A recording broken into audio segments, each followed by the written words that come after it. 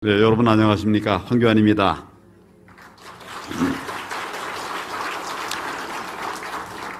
2시부터 또 강남역에서 부정선거를 이슈로 해서 큰 집회가 있어가지고 거기 참석하느라고 복장이 좀 불량한데 이해해 주시기 바랍니다. 하나님께서는 외모를 안 보신다고 그랬죠? 제가 안 갖고 들어오려고 그랬는데 우리 박영호 목사님이 제가 한번 노트 기록하면서 기도했다고 하는 말씀 하셔서 그 중에 일부를 제가 갖고 있기 때문에 갖고 올라왔습니다. 저는 10살 때 예수님을 믿기 시작했고 저는 침례교인입니다. 이 베프티스트들은 성경지상주의자들이라고 말을 하지요. 그래서 성경을 이제 매일 한 장씩 저는 젊어서부터 매일 한 장씩만 딱 읽습니다. 계속 그렇게 하면 3년에 한 장씩 읽고 이렇게 하는 그런 사람이고, 그렇지만 저는 하나님의 기적을 믿습니다. 말씀 중심의 신앙생활을 하지만 하나님께서 살아계심을 믿습니다. 기도하면 응답하심을 믿습니다. 그게 신앙이잖아요. 그렇게 이제 예수님 믿은 이후에 하나님께서 말할 수 없는 은혜를 많이 주셨어요. 어떤 사람들은 저를 금수저라고 그래요.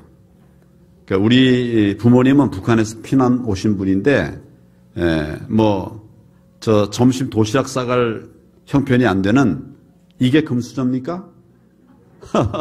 아주 흙수저 중에 흙수저죠. 저는 아주 정말 힘들고 어려운 데서 살고 자랐고 그렇지만 예수님을 10살 때 믿고 나서 제가 삶의 변화가 생기기 시작했습니다.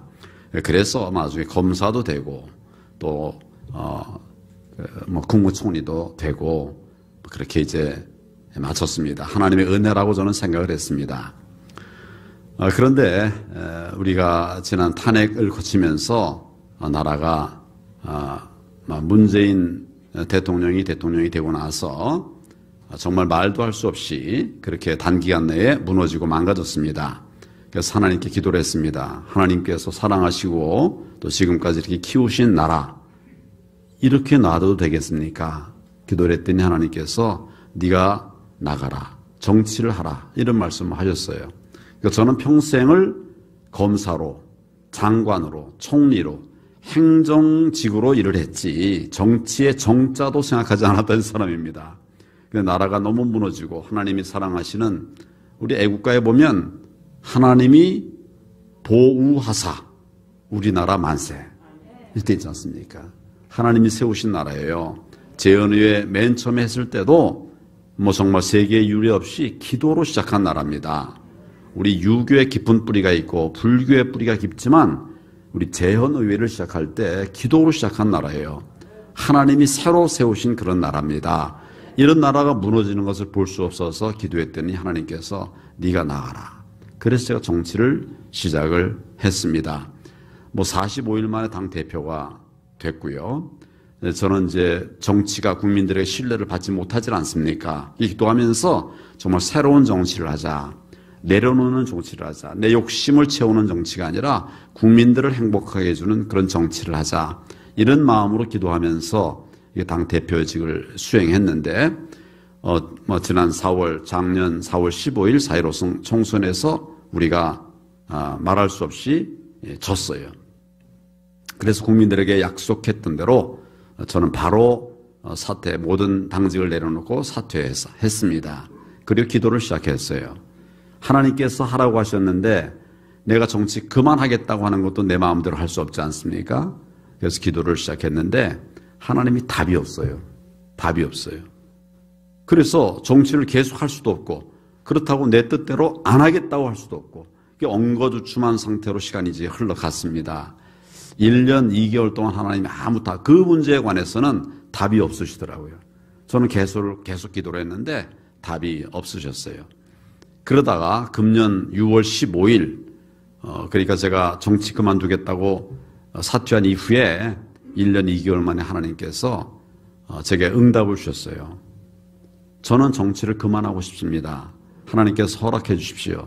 이런 기도를 했는데 하나님이 뭐라고 응답하셨는가 하면 회개하라. 이런 말씀하셨어요. 회개하라는 거예요. 저는 정치를 할까요 말까요를 가지고 기도하고 있는데 하나님께서는 저에게 회개를 하라고 말씀하시더라고요. 그래서 하나님께서 말씀하시니까 제가 회개를 시작했습니다. 회개를 시작했는데 제가 생각도 못한 회개거리들이 생겨나오는 거예요.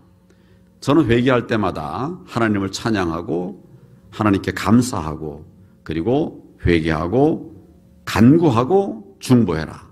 그 기도의 5가지 요소를 늘 균형 있게 갖추면서 기도를 했던 사람이에요. 그래서 회개를 늘 했던 사람입니다. 근데 회개하라고 하나님이 그렇게 말씀하시니까 제가 회개를 작정하고 시작했더니 생각도 못했던 이런 회개거리들이 막 쏟아져 나오는 거예요. 아까 박 목사님이 말씀하신 것도 그 중에 일부인데 제가 잠깐 통화를 했는데 그걸 이제 막 여기서 퍼지게 됐습니다만은 그러니까 뭐 예를 하나 드셨어요. 그러니까 이제 제가 당 대표가 돼가지고 우리가 이기려고 하면 통합해야 된다 이런 생각을 가지고 기도하면서 통합을 추진하겠다고 했더니 하나님께서 하라고 추진하라고 말씀하시더라고요. 그래서 통합 추진했는데 잘 돼요. 이게 정당 간의 통합이라는 건 잘 안 이루어집니다. 굉장히 힘든 거예요. 역대 3번밖에 없어요. 더더군다나 정치 경험도 없는 사람이 어떻게 합니까? 그러나 이기려고 하면 그 방법밖에 없지 않느냐 기도하면서 그 하나님께 간구했더니 하나님이 통합을 추진하라고 이렇게 응답을 주셨어요.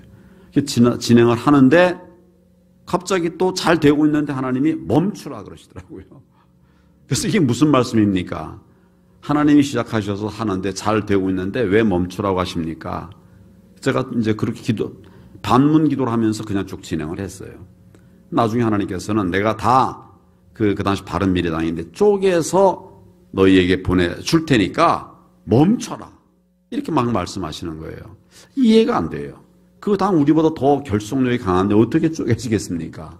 또 쪼개지면은 그 중에 반만 들어오지 다 들어오겠습니까? 흩어져서 이게 이해가 안 돼서 저는 계속 추진을 했고 결국 통합은 이뤘는데 제가 목표로 했던 선거에서 이긴 것은 아니고 오히려 참패를 했어요. 근데 그때까지도 나는 이게 내 하나님 말씀 순종하지 않았기 때문이다라고는 모르고 있었어요. 하나님께서 회개를 나한테 하게 하시고 제가 회개를 시작하니까 이게 바로 내가 불순종한 거구나. 이걸 몰랐단 말이냐. 하나님이 그렇게 계속 하지 말라고 했는데 내가 왜 그 말씀을 안 들었는가.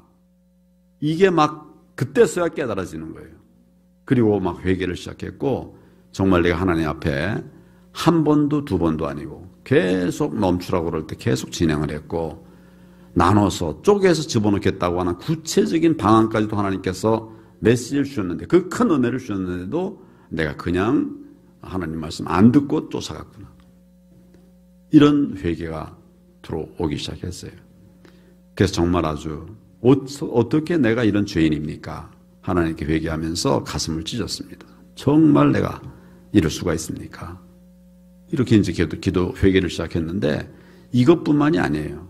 정말 하나님 앞에 내가 말씀 순종하지 않고 뜻 따르지 않은 것들이 막 쏟아져 나오는 거예요. 뭐 그거 다 얘기하려고 그러면 제가 주어진 10분 안에 다 못합니다. 누구 말대로 하루 종일 해야 될 텐데 그래서 하여튼 뭐 여러분들이 회개의 그 한 가지 예만 들어도 어떤 일이 있었나 하는 것을 대충 짐작을 하시리라고 생각합니다. 다 제가 정치하기 이후의 문제예요. 회개 엄청나게 많은 것들이 쏟아져 나왔어요. 저는 회개의 영을 물려주시옵소서 이런 기도를 자주 했던 사람이에요. 그렇게 또 기도를 회개를 하면서 살아와 신앙생활을 한다고 했던 사람인데 하나님께서 이렇게 회개를 막 시키시니까 제가 알지도 못했던 깨닫지도 못했던 이런 것들이 막 쏟아지는 거예요. 내가 얼마나 그때 하나님 앞에 불순종했고 잘못했으면 이 죄들이 깨달아지지 않았다는 거예요. 우리가 하나님 앞에 자고하고 불순종하면 내 죄가 죄인지도 깨달아지지 않는 거 그걸 정말 알고 가슴 찢으면서 회개했습니다. 아무리 해도 회개가 끊어지질 않아요. 그래서 간구를 못했어요. 전혀 못했어요. 그냥 회개만 했어요.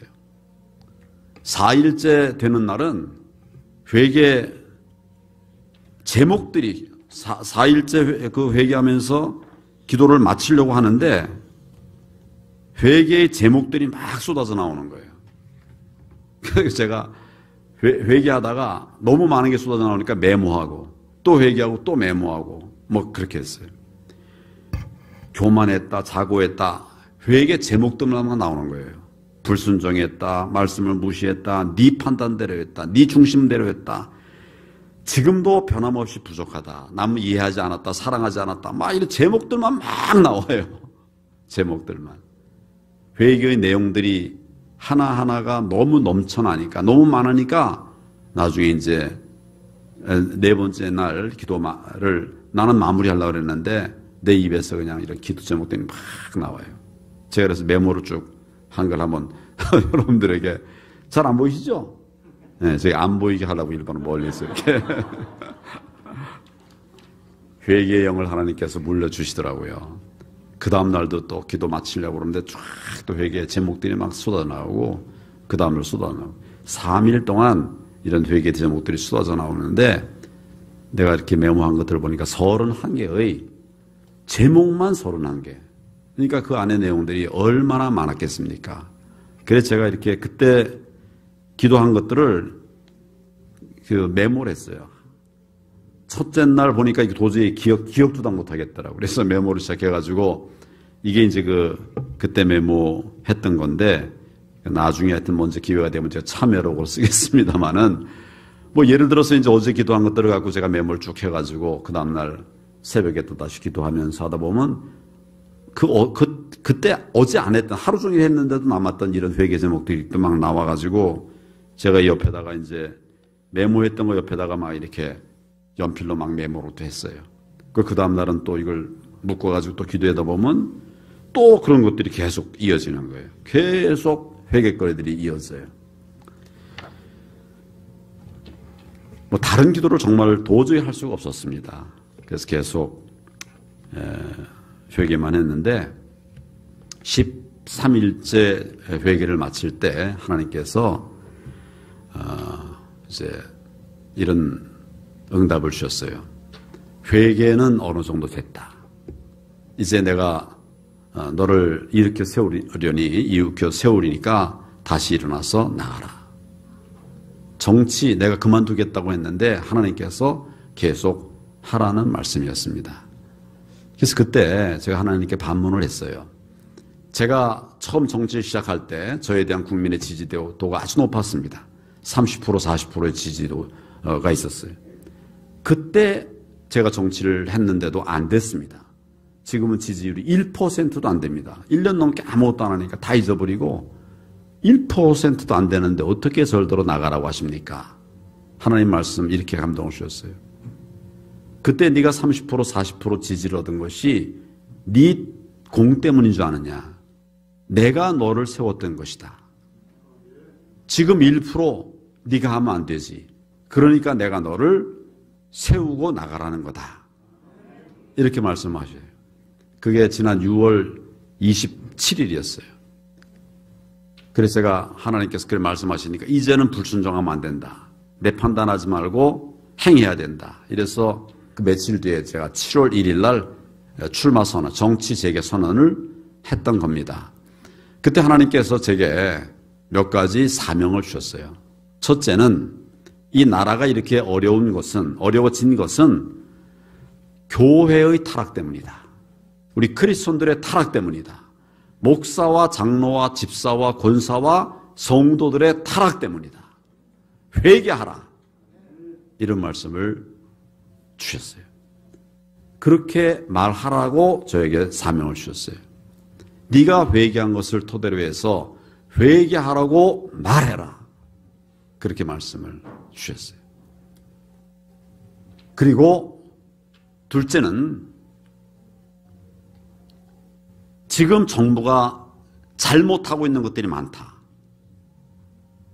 그것을 교회가 뭉쳐서 비판하고 싸워서 막아야 된다. 뭉쳐서 싸워라. 그렇게 해라. 이런 말씀을 하셨어요. 그리고 네가 앞장서서 네가 먼저 나가서 싸우고 그리고 다 우리 교회의 목사님들에게, 장로님들에게 너를 도와달라고 그렇게 얘기해라. 이런 말씀을 감동으로 주셨어요. 제가 거듭거듭 기도했는데 하나님의 말씀은 분명했습니다. 그래서 제가 바로 그 다음날부터 7월 1일부터 제가 회개하고 작정한 날 그 다음날부터 우리 목사님을 찾아다니면서 제가 하나님께 받은 회개의 촉구 말씀을 가서 전했습니다. 제가 목사님 많이 알아요. 제가 존경하고 사랑하고 이런 분들에게 가서 회개를 전했습니다. 그 목사님이 뭘 잘못하셨는지도 제가 전했습니다. 제가 그분 만나러 가려고 이제 기도하다 보면 하나님께서 이 목사는 이러이러한 것들이 문제가 많았다. 그걸 가서 전하고 회개하라. 그리고 회개를 전하게 해라. 이런 말씀을 주셔서 제가 거의 모든 그 유명한 목사님들 다 찾아다니면서 제가 받은 하나님의 은혜를, 하나님의 말씀을 전했습니다. 어떤 분은 받아들이기도 하고 어떤 분은 받아들이지 않는 분은 없어요. 근데 제가 갔다 오고 나서 계속 기도를 하거든요. 그분들을 위해서. 그러면 회개했다라고 이렇게 감동이 오는 분도 있고 전혀 움직이지 않는다. 이런 분들도 있어요. 제가 하나님께서 이런 말씀을 받은 다음 날 6월 27일 날 다음 날이 6월 28일인데 인천 연수 을구에서 지난 4.15 총선에 대해서 이제 이의 신청이 있어가지고 재검표가 시작됐는데 그 재검표한 날이 6월 28일이에요. 그때 거기 현장에서 부정선거의 증거물들이 막 쏟아져 나왔어요. 엄청나게 많이 쏟아져 나왔어요. 도저히 있을 수 없는 그 투표용지들이 거기서 막 재검표하는데 막 나온 겁니다. 제가 그 얘기를 듣고서는 그때 하나님께서 그 지난 4.15 이후에 계속 저한테 그런 감동을 주셨었거든요. 4.15 총선은 부정이었다. 이런 말씀을 주셨는데 우리 정치인들은 선거 불복에 아주 트라우마가 있어요. 그러니까 저는 뭐 쭉 조사는 하고 그렇게 하고 있었습니다만은 얘기를 하지 않았는데 하나님께서 내게 이 정부가 잘못하는 것에 대해서 뭉쳐서 싸우라라고 하는 말씀을 하신 그 바로 직후에 이 부정선거 그 증거물들이 막 쏟아져 나온 거예요. 그래서 제가 그때부터 4.15 총선은 부정선거였다라고 외치기를 시작했습니다. 그때 그 4.15 총선이 부정선거였다라고 하는 것을 인지하고 알고 있는 우리 국민들은 5%가 안 됐답니다. 5%가 안 됐대요. 그래서 제가 계속 그런 얘기를 했습니다.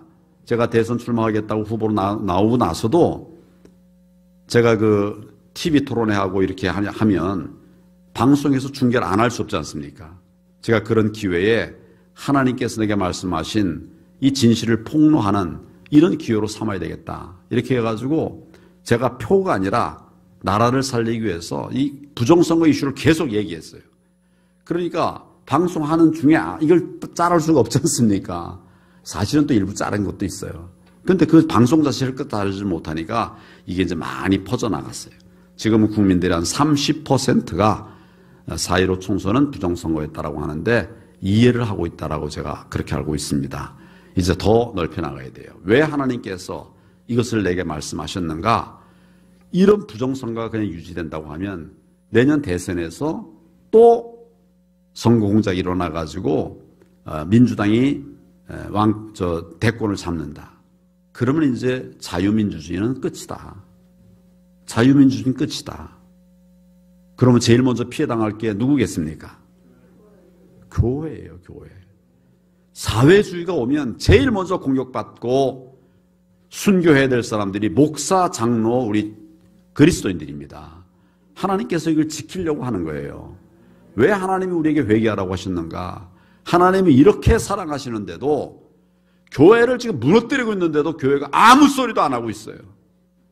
예배 드리지 말라 그러면 예배 안 드리고 10%만 드려라 그러면 10% 남아서 예배 드리고 20% 드려라 그러면 그거 좋다고 해갖고 또 20% 들어와서 예배 드리고 있고 저는 이때 순교해야 된다고 저는 생각했습니다. 움직이질 않아요. 그 움직이는 분들 이게 무슨 뭐 이상한 극우라고 하고 여러분 예배 제대로 드리는 게 극우입니까? 이 말세에 하나님께서 우리에게 명령한 것은 모이기를 힘쓰라고 한 겁니다. 제가 기억이 생생한데 뭐 막는 걸 그냥 가만히 있어요. 그래서 어느 날은 이 정부가 대면 예배 전면 금지, 이 등급 4등급, 사회 거리두기 4등급이라고 하면서 전면 금지를 선언했어요. 도저히 참을 수 없어서 제가 그거 위헌이다. 불법도 아니고 위헌이다. 이렇게 얘기하고 나는 앞으로 대면 예배를 참석하겠다. 그렇게 얘기를 했어요. 근데 우리 안 목사님을 제가 그때는 몰랐습니다. 얼마 안 됐죠? 그때 몰랐어요. 아유, 속으로 정말 그랬는데 이런 분이 있더라고요. 뭐 처벌도 감수하고 예배, 뭐 대면 예배란 어디, 성경에 여러분 대면 예배란 말이 어디 있습니까? 예배면 예배지. 저자들이 그냥 만들어 놓은 말 따라가지고 불법에 우리가 넘어가고 있는 거예요. 저는 그래서 우리 교회 목사님에게 젊은 목사님 오셨는데 대면 예배 계속 하라라고 제가 말하면 엄청 부담을 느껴요. 그래서 목사님 그러면 예배를 한번 늘립시다. 20%씩 그때 3번 하고 있으니까 예배를 한 번 더 늘립시다. 그래서 우리 교회는 예배를 한 번 늘렸어요. 거의 다 그냥 대개 예배를 드리게 되더라고요. 하나님께서 정부가 잘못하는 것에 대해서 뭉쳐 싸워라. 그런데 지금 교회가 힘이 없어요. 이 정부의 잘못을 저항하고 싸울 수 있는 그런 세력은 지금 아무도 없습니다. 그리스도인들밖에 없어요.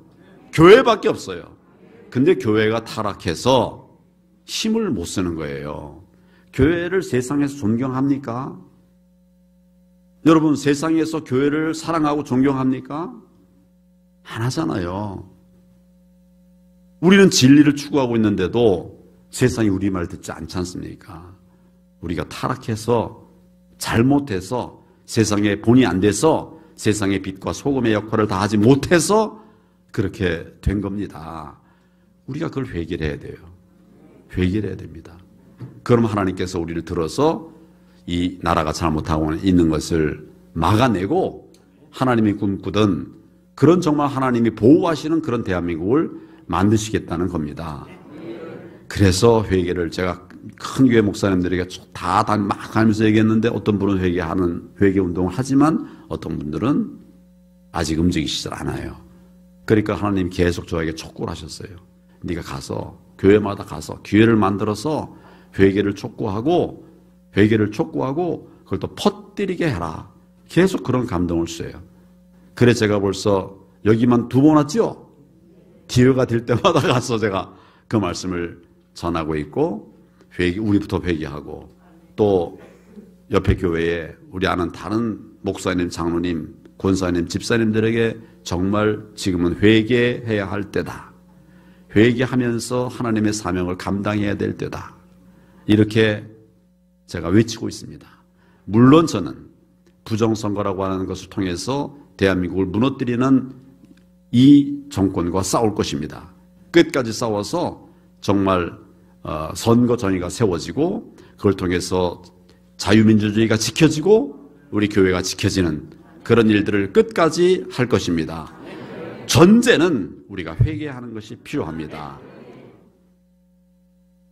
목사님에게 회개하기를 기대하지 말고 장로님이 회개하기를 기도하지 말고 우리가 정말 똘똘 뭉쳐서 기도해야 됩니다. 하나님께서 제가 최근에 주신 마지막 최근의 메시지는 뭐냐면 나라와 민족을 살리는 회개 기도회를 매일 해라. 저는 그래서 그렇게 하고 있습니다. 가서도 그렇게 전하고 있습니다. 어떤 교회는 제가 아예 플래카드를 만들어 갖고 갔어요. 가서 이거 걸고 회개 기도 매일 하십시오. 그 나중에 제가 한번 다른 교회 가봤더니 딱 걸어놨더라고요. 큰 교회인데 딱 걸어놓고서 그 내가 얘기한 대로 그렇게 하고 있다고 그래요. 정말 감사했습니다. 우리 오늘 이렇게 함께 계신 분들은 우리 예수 비전교회 뿐만 아니고 여러분들도 같이 계시는 줄도 믿는데 부족한 종이 제 뜻을 말씀드리는 게 아니라 하나님께서 지금 이 시대에 대한민국을 다시 일으켜 세우시기 위해서 부족한 저를 통해서 말씀하시는 것이다 생각합니다. 13일간의 회개 처음이었습니다. 저의 55년 신앙생활 인생의 처음이었어요. 하나님께서 그렇게 하시면서 말씀도 주시고 또 이 땅에 꼭 필요한 메시지를 주고 계십니다. 이제는 정말 우리가 회개로 돌아가서 하나님의 사명을 감당할 이런 교회로, 크리스천으로 세워질 수 있기를 바랍니다. 감사합니다.